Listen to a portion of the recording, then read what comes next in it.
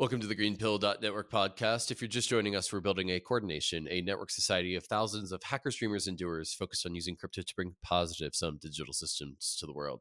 This podcast features the people who are doing it, and we publish a season of 5 to 10 episodes every couple months.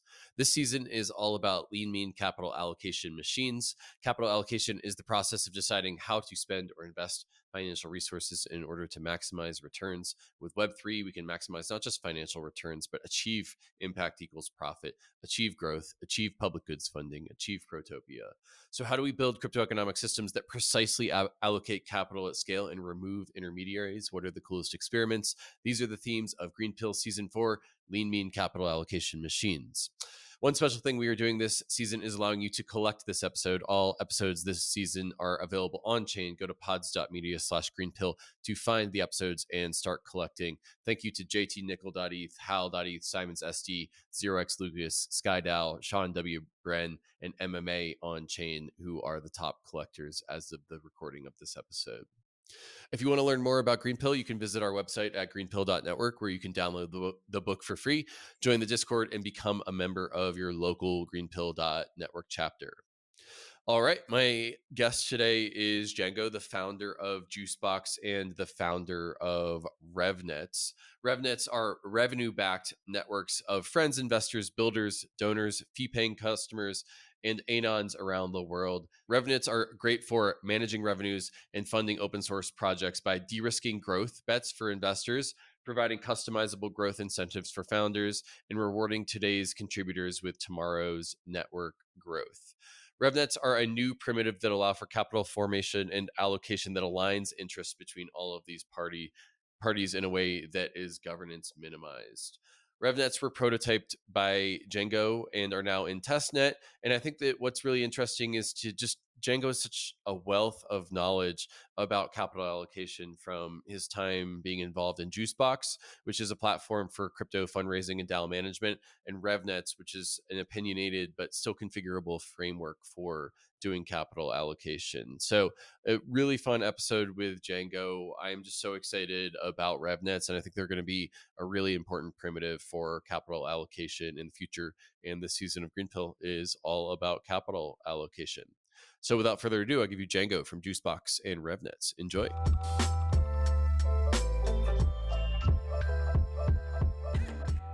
Hey, Jango, what's up? Hey, Kevin.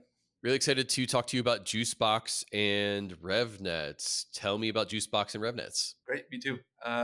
So JuiceBox, I guess you can think about it twofold.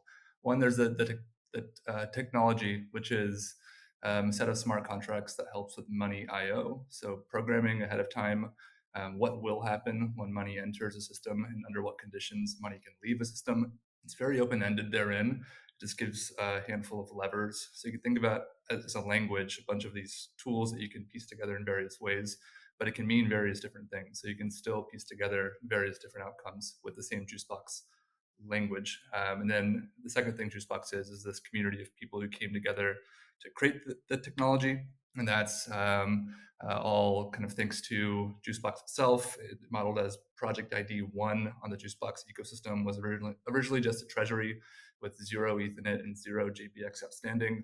And then we just kind of proposed rules, again, under which JBX could be issued out and ETH came in, and then vice versa, under what condition the ETH can be accessed when JBX is given back in, or there's some governance layer. And just with those simple sets of tools, people came together and started proposing interesting ideas on how to further that line of thought, that research, the risk mitigation, the security implications, et cetera. It feels very cool to work with a group of people who are, I guess, philosophically and idealistically aligned in certain aspects, but also are very real about certain criteria that it takes to work on a project. Like money is important, taking fees is important, revenue is important, it's both of those things in my mind. It's as much the people as it is the technology, and it's kind of given way to this line of research now that's I guess enter Revnets into the scene. Yeah, what I think is interesting is how you've just sort of been on the frontier of capital allocation through JuiceBox. I want to say it's been a couple years now, but the Free Alexei and Roman campaign, I was on JuiceBox. If I'm not mistaken, Constitution DAO was launched on JuiceBox. So you've seen a lot of people trying to fund their thing through JuiceBox. Yeah, and it's a fun kind of cascading story of initially an art project that then people who try to fundraise for the among the first nouns released on mainnet emerged, and that was Shark DAO, who came together and then fundraised and successfully were able to purchase, I think, 5 of the first 20 nouns. And then just through that story, then Constitution DAO rolled around, and the sequence of events, a lot of the people kind of were the same in these broader communities, and so uh, the work for JuiceBox is really risk mitigation and honesty. Just lay the risks out up front, talk about them, walk line by line about what's happening in the contract when someone makes a payment. What are all the trade-offs being made from an engineering perspective? And then don't pretend to be something you're not. But then along, I guess, that journey, as I said, it's just a function of people and trusting one another, understanding where you're coming from and how you're prioritizing things. But there's some pretty cool projects, and I think the tone of the projects, I think, really, in Web3, there's several tools that do similar things, and so a lot of what we become is the function of like the projects that end up being successful on the platform, and that's a lot of stuff that we as individuals, not as a company or a team, like we're not a company, we're just kind of a bunch of folks who contribute to this, but it's a function of what people pour their time into. It's less about building JuiceBox and rather building projects, spending our time and love building projects that just happen to use the tools underneath. Well, I'm on your website at juicebox.money, which listeners can find in the show notes. And the stats here are really impressive. 1,300 projects created, $184 million raised, over 60K payments. So you're moving over $100 million. I think you've seen a lot of what works and what doesn't work. And I'm assuming it's out of seeing those patterns over the last several years that's where RevNets came from. Sort of, yeah. So I think the big thesis did not really match up with what actually contributed to its success. I think Yeah. in the first 6 months, Tale as old as time.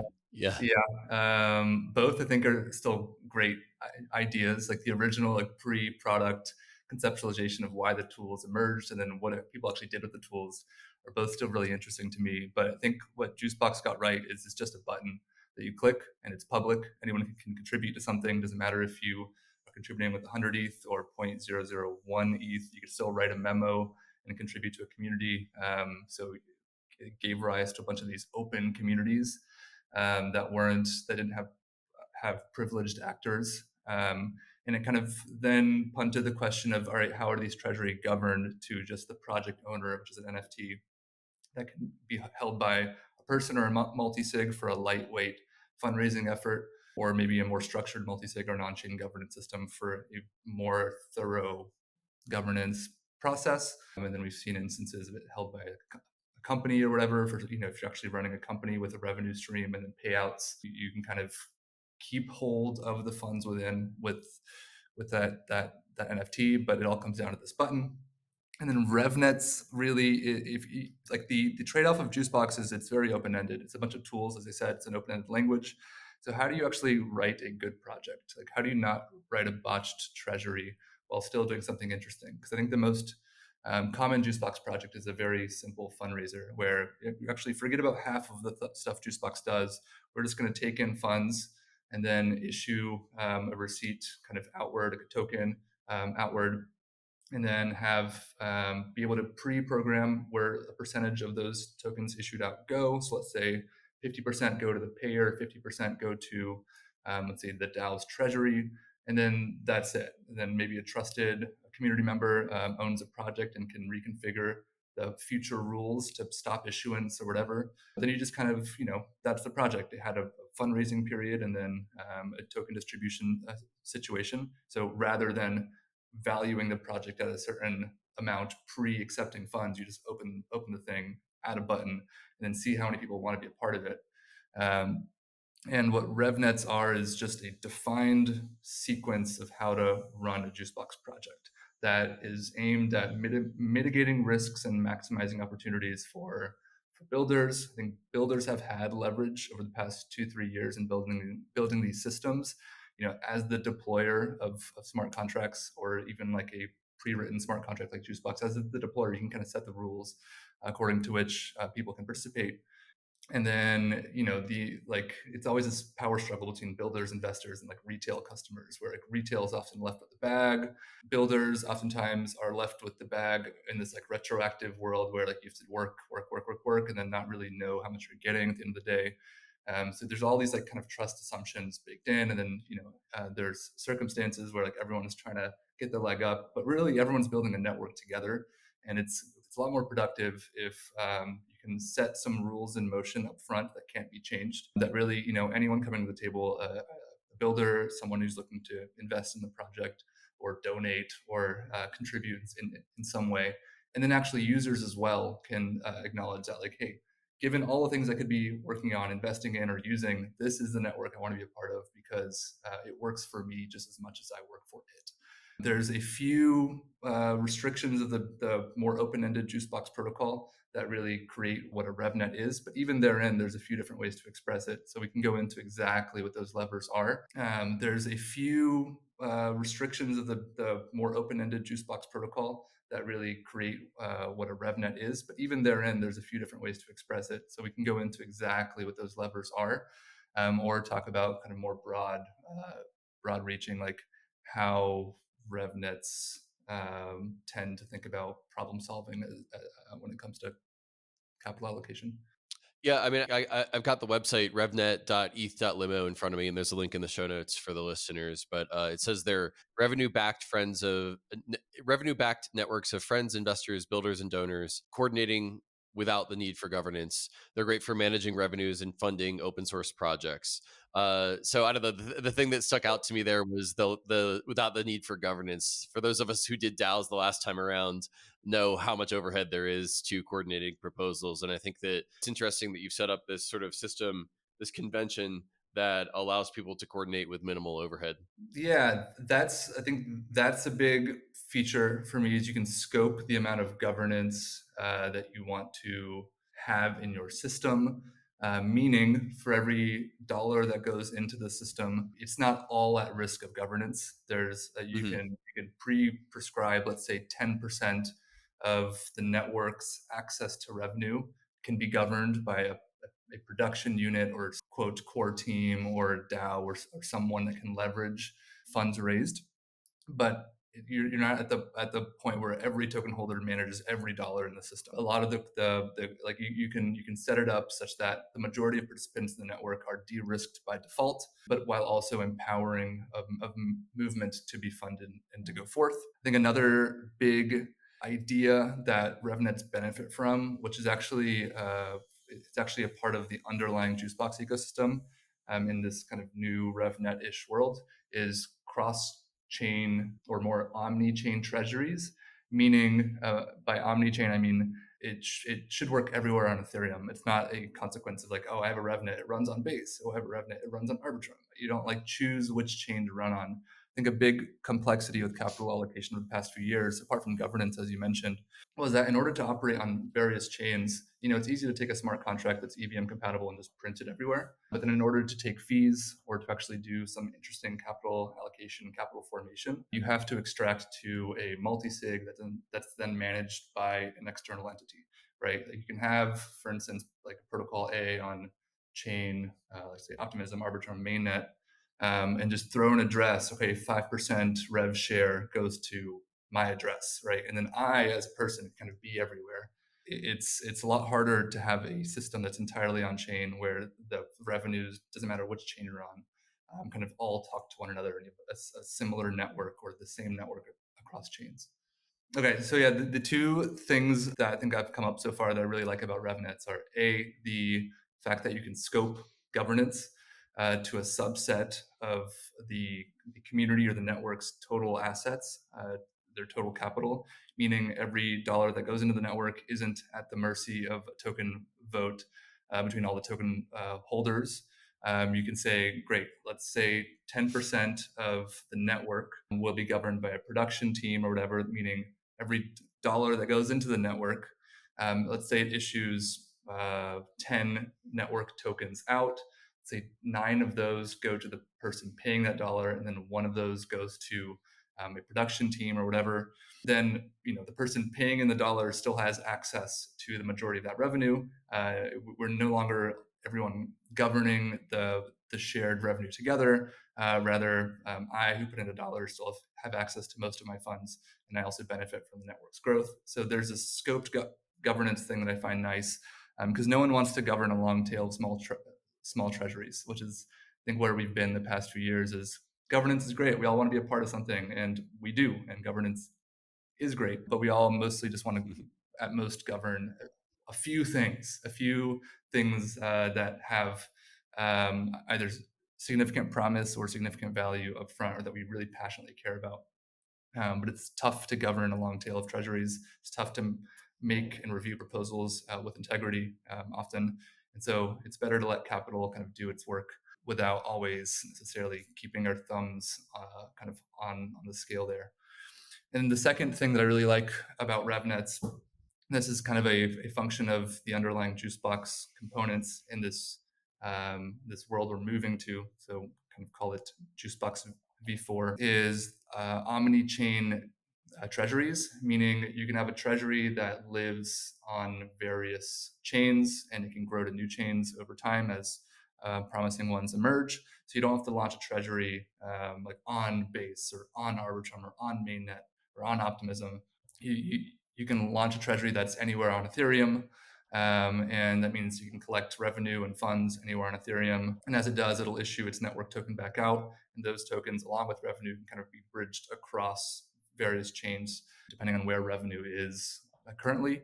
It can grow from there. So this idea that where like we want to move into a world where treasuries are like safe places and the best places to route revenue and route capital formation are both expansive, they're able to grow into new ecosystems over time, they're not restrained to like one chain, and they're not at the risk of governance all the time. So that's like the two kind of high value bits of Revnets.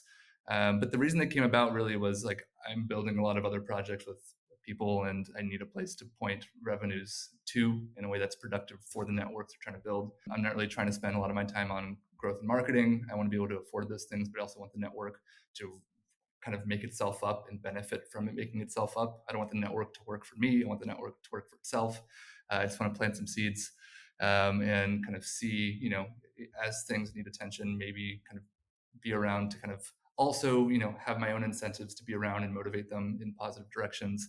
But I'm a strong believer in taking fees. I'm a strong believer in paying for work and asking to be paid for work.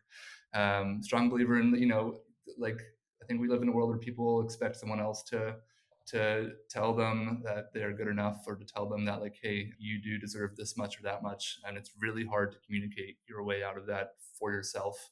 And I believe in a world where we can kind of encourage people to take that step of confidence and recognize the work they do and get paid for it if it's adding value. Revnets are just kind of a way. When I was taking a step back and thinking about what are all the things I want in a network that's like revenue accruing and it motivates more capital to come in, kind of landed at something like a Revnet. Although it's still going to manifest in various ways depending on the project. Some are going to be more conservative, longer term, and some are going to be more mimetic, high energy, like more AMM, take the reins. But I guess on that note, you can kind of think of a Revnet as kind of guardrails on an AMM. So adding a price ceiling and a price floor. So, in the beginning, there's 0 tokens issued. You don't have to do this big airdrop. You just, open up your button for capital coming in. And then the guardrails are like, okay, there's this price ceiling, so at the rate at which I can make new liquidity into this network. The price floor is the rate at which I can put in my tokens to get part of the revenue back out. And both of these are necessarily increasing. But if I have a larger difference between the price floor and the price ceiling, then as liquidity gets generated on the price ceiling, then it can fund something like an AMM, which is a more, maker taker vibe. Like, where's the price at? It's it depends on what the energy of the day is. And so that kind of, if you're widening the price ceiling and the price floor, then you give a lot more power back to this AMM, back to this amplification cycle.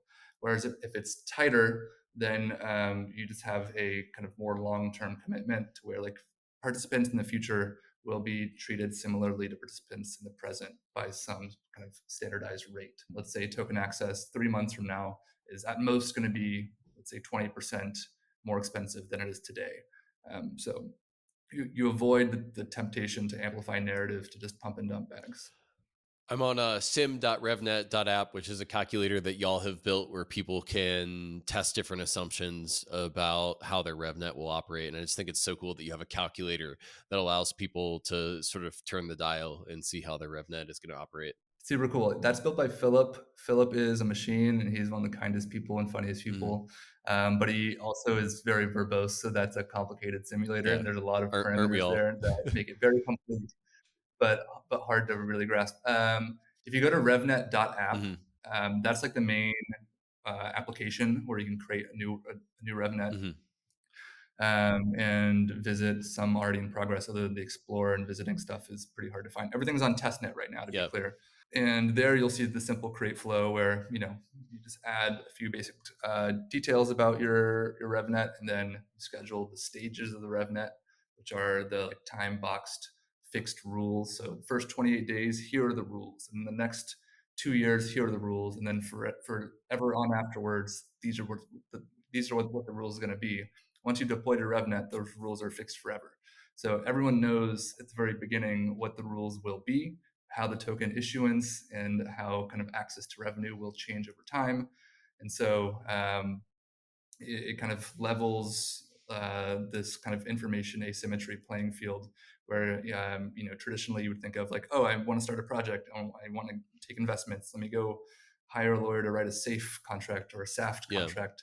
Then let me talk to investors as to what deal they're most comfortable with. And it's only a group of, let's say, 5 to 20 people who maybe got the phone call and are taking interest, who are going to be shaping those rules. And then it still leaves so much open-ended as to what could happen. And so how a Revnet scheduled is like, great, even if you have those discussions ahead of time, you can set it in motion, then everyone can have the same button to participate in, such that no one is really treated with this information asymmetry ahead of time. So hopefully, obviously, oftentimes in consumer crypto and just in crypto in general, people don't tend to appreciate some of these intricacies that really create a more optimistic playing field for the broader set of participants. But those who do tend to really care about it and stick around, and then stick with the actual modality of more efficient capital formation, which to me is what blockchains really enable. So one of the sort of patterns that's appearing in my mind as I hear you talk about both JuiceBox and Revnets is this idea of convention versus configuration. Configuration is like Linux, where you can basically go in and you can edit anything to do almost anything within the realm of what's possible in the software. And convention is like an Apple product where it's like opinionated and directional, and it works out of the box. And it's feeling like to me the relationship between JuiceBox is that it's infinitely composable and configurable, and RevNets are more opinionated about how the optimal conditions for a DAO to work. Is that fair? Is there any pushback on that? I think that's fair. And even within RevNets, I think you can still see some There's a lot of variability. So we'll still configurability, see yeah. sub conventions. I think we are going to get to this point where there's going to be maybe 2 or 3 like tried and true ways to set up a Revnet, but it leaves room for creativity. And I think that's been something that I've learned a lot in my journey making shit, is like this tendency to see the opportunity for optionality and therefore create it, because I feel like I'm empowering future self in some ways, or the other, to actually take the tool and actually craft it in a way that makes sense. But I think it does more of a favor sometimes to future self and to others to actually have a strong opinion about how something should work, and then let that future self or other person think about a new layer of creative details, and trust that like current self, or in that case past self, had an intuition of like, you know what, just reduce down to the nugget of truth that works, And later on, if you need to open up again, know that you have access to do so by going one level deeper into that stack. Maybe it's going back to the JuiceBox stack and leaving the RevNet layer in this metaphor. But I think I'm with you. Like the goal is simplifying things for the end user, the end product, while also I think there are a few things that are hard to negotiate. And some of the things are like the reason I'm building this thing is to um, uh, like create a way to balance the equation between, let's say, builders, investors, and retail users, or have a place to point fees. The simplest solution is something we've tried before, and it might be the most optimum solution for the majority of people. But like, I am stubborn and trying something new that I think works for me and might work for other people, or it works for the people around me who are also helping to inform it. Might work for other people, but it's not the global maxima, because maybe that's the simplest solution that makes trade-offs that are more ideological in nature. I'll probably always be caught a little bit on the stubborn side of things when I like in that equation. I'm much more kind of satisfied building something that I really believe in for myself than and I guess with feedback and confirmation and evaluation from people around, than building like the $1 billion thing that like everyone uses, right? Well, I'd love to have you react to the thesis behind this season of Greenpill. As I mentioned before we were recording, this season is about lean, mean capital allocation machines. Basically, our hypothesis is that we're going to be able to do capital formation, capital allocation differently on chain than was possible before. So we've now got transparent, immutable, programmable, global blockchains.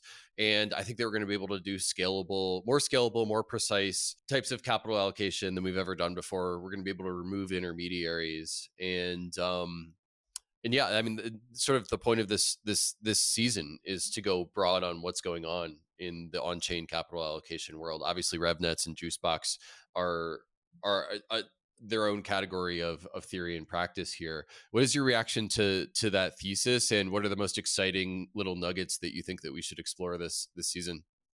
I think my immediate reaction is to break up the the thesis into the technical layer and Yeah. then the social layer of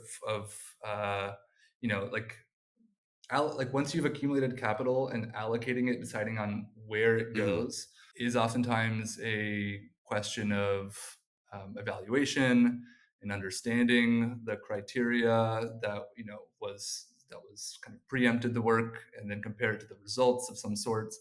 And it's very hard to be technically precise with all those things. Have like hard numbers as the quantitative evaluative kind of form factor for this lean mean machine. And so having the social layer with effective checks and balances without administrative bloat is, I think, an interesting and difficult problem. What are more efficient ways um, to conduct that allocation problem? I think I've read a lot of your takes on retroactive public goods funding. I think those experiments are really Mm. exciting. I think there's a lot to learn there. I think there's some things that may feel rough around the edges or unsustainable in some ways, but I think those experiments are so important just to push the conversation forward, so that we have actual events that have happened we can point to and talk about them directly, into what caused their planning, and then how do we think about them, their effect after they've happened. I don't spend a lot of time thinking about that problem, to be honest. I spend most of my time thinking about the flip side of how capital accumulates in the first place. And then, once capital is accumulated, and then you have certain top level directives as to who has access to that capital. Then, let's say you allocate some to some retroactive program. Then comes this question of, all right, how do we evaluate our objectives, our results, and stuff like that? I don't have good answers for those, but I love observing what people are trying.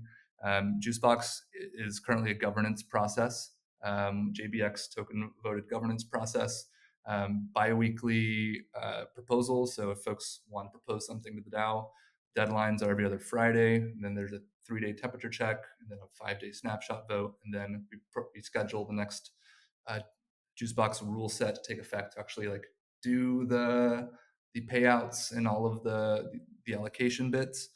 But again, like no one wants a long tail of governance.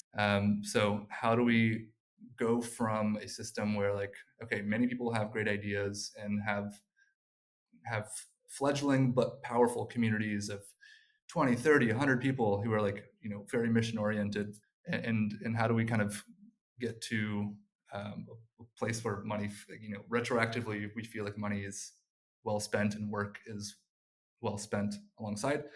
The other thing that makes me think of is I think leadership is always going to be really important, even in DAO world, with all the tools that we have, all the technologies, even like the social layer emerging, where we have different criterias of you've collected these NFTs and been in this community, maybe I can trust you a little bit. Even with all that stuff, capital still wants great leaders, wants someone who has proven they can manage 20K of capital towards certain ends, and then capital is going to want to give them 200K to allocate towards certain ends. Because at the end of the day, like it's hard to allocate capital. It's hard to make capital productive. We're in this phase with all these tools that we're reevaluating what productivity means.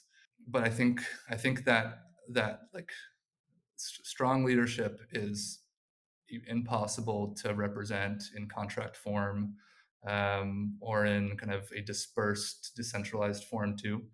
And I'm really interested to see how that evolves over the next few years, because I don't think strong leaders are the loudest or the most steadfast or the most like demanding of capital to allocate. But I think everyone who believes they have an idea, or who thinks that they can take on a certain allocated capital and turn it into something.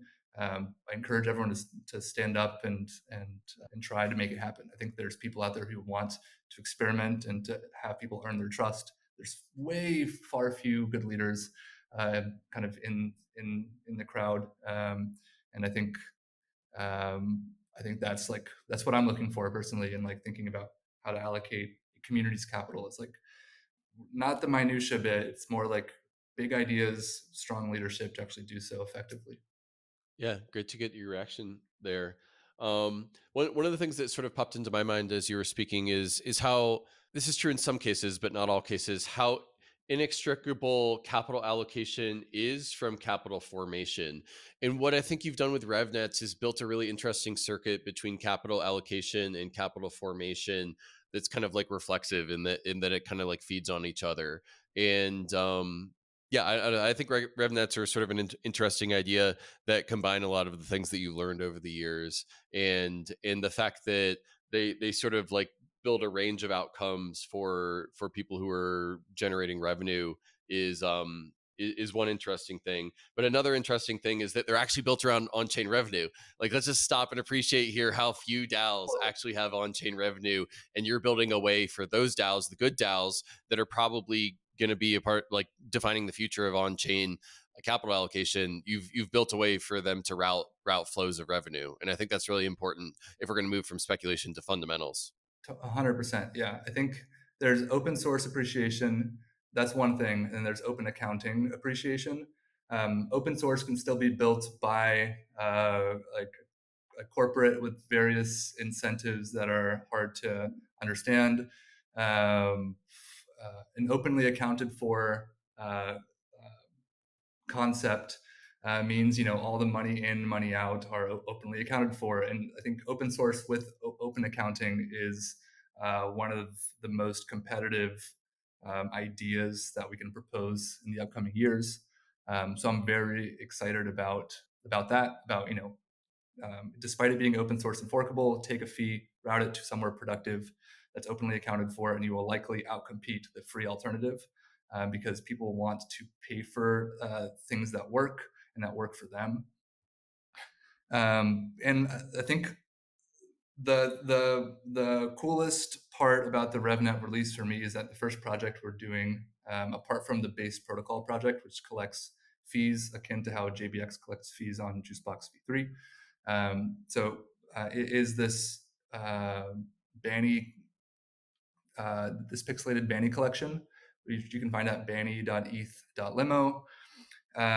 It's going to be offered on various chains, so you can buy one of four or any number of naked bannies. There's an alien banny, a pink banny, an orange banny, and an original banny. And then you can buy outfits for these bannies and wear them. All of the revenues for all these collections, doesn't matter which chain you're buying them from, go into the Banny Revnet, which will mint you Banny. And so, you're going to have this Banny network, these NFTs everywhere, this animated series and content production thing happening.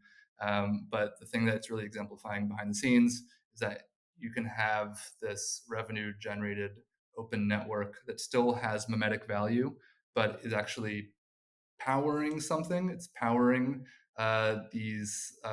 it's powering giving this character a voice and building this culture, while also being powered by the actual sales, actual revenue, actual believers in what Banny stands for, which is transparency, and a little good faith and good humor on the way. Well, we're getting back towards the bottom of the episode, so I got to start wrapping up. Is there anything I didn't ask that you want to say?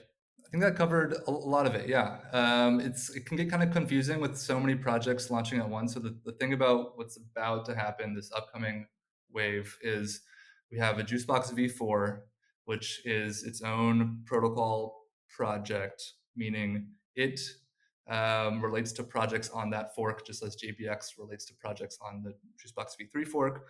No one should really care about that layer, but it will still be talked about, still trying to document it well so people understand what they're getting into and the risks involved. And then on top of that, you have Revnets, which is this opinionated levers of how to deploy a project. And then on top of that, you have this Banny collection, which benefits from the layers underneath. So there's a lot of these pieces that are in play.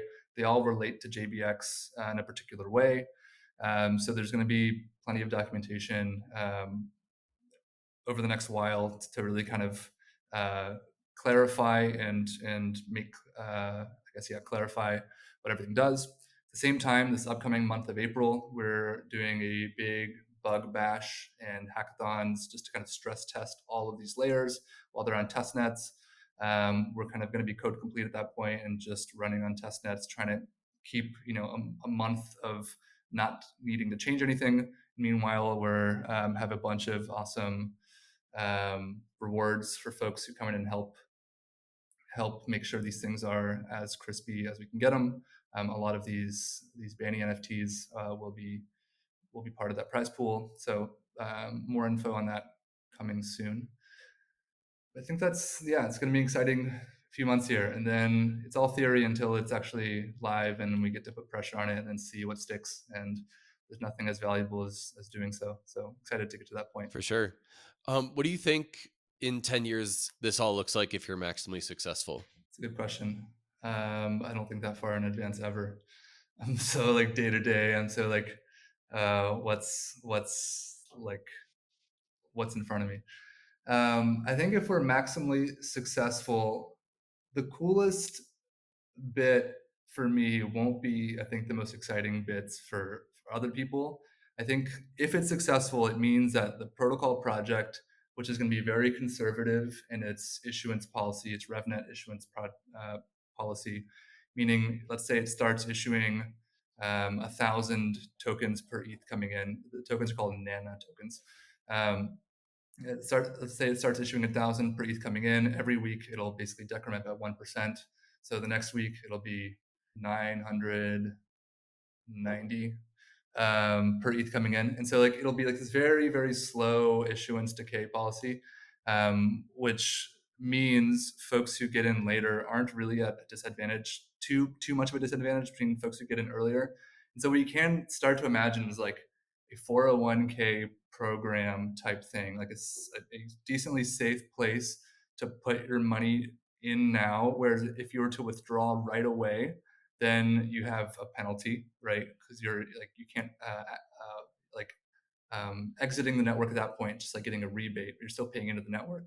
But waiting over time with a network that is seeing activity and growing over time will actually is actually a fairly sound, safe place to put money over the long term. And so, despite maybe all of this activity happening on top with fun experiments and memes and NFTs and revenue strategies, the underlying base protocol will kind of serve as this kind of 401k program where like you can put funds in or pay, like everyone paying fees will be paying fees in, and over time those fees will be pretty sturdily accessible and grow pretty reliably. And I think that's success. You know, like, that only happens if there's a vibrant network on top. But I love the idea of a vibrant network. Doesn't mean like fast moon, but rather means a very reliable base network that is it's I mean, safe is a horrible word to use when building on-chain protocols because everything bears significant risk, and I think we should always advise towards the risk. But productive tokenized organizational experiments that prove reliably productive and are de-risked are, I think we're in need of those. Yeah, well, beautifully put. Django, I think what you're doing is so cool. I think that you're a really strong builder and a visionary. So can't wait to see JuiceBox and Revnets be very successful. Thanks for coming on the Greenpill podcast. Thanks, Kevin. Let's get a Revnet up for a green pill. Let's see what happens. Yeah. It can also live, I think, within other structures. I don't think it has to be like, oh, we are a RevNet and we're not all these other things. Really kind of emphasize that, you know, a RevNet can be a piece of the puzzle, and as it proves productive, maybe it can somewhat like strangler fig tree, like, you know, make the core trunk obsolete as it's kind of moving in various directions. But I'd love to see kind of visionary projects that are well-intentioned, well-meaning, and doing a lot of work in the world. Make use of tools that hopefully just help promote that ethos. And it's hard to launch a token for things because, you know, most well-meaning things, a token will quickly cascade into a distraction towards your core truths and values and vision. So finding ways to energize productive revenue generating sequences like Greenpill is high on my list of things to attend to and support and give love to. For sure. Yeah, well, I'm excited to see how RevNets and Gitcoin's Allo protocol compose. So maybe that'll be something that we can explore in the future. But yeah, in the meantime, good luck with the launch and looking forward to seeing how they grow. Thank you. Thank you. You just heard from Django. I am excited about Django because JuiceBox has been such a force in crypto fundraising. $184 million raised on JuiceBox over the last several years. And RevNets seems like a really exciting new primitive for capital allocation. Thanks for listening to the GreenPilled.network podcast. Again, we are building a coordination, a network society of thousands of hackers, dreamers, and doers focused on using crypto to bring positive sum digital systems to the world, like Django, like anyone who's launched a JuiceBox, and like the initial users of RevNets. If you value our work, you can collect this episode. Go to pods.media/greenpill to find episodes and start collecting. While you're here, might as well subscribe, rate, and review. It really helps the algorithms push this podcast out to the people who will be part of the Regen Crypto movement in the future. Thanks again for listening, and see you next time.